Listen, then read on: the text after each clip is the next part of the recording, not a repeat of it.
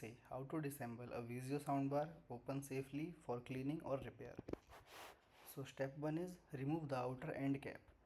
Turn the soundbar to view the left and right end. Check for a single screw holding each end cap. Remove if present.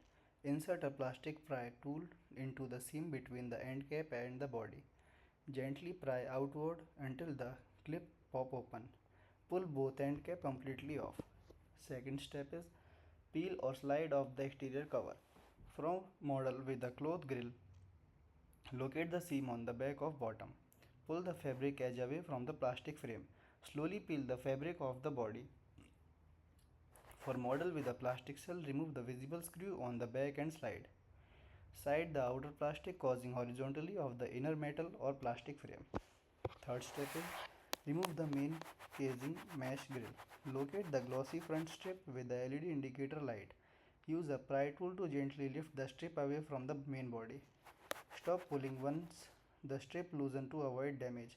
Be cautious of the fragile, thin ribbon cable connecting it to the inside. Use finger to flip up the tiny black latch on the label connector.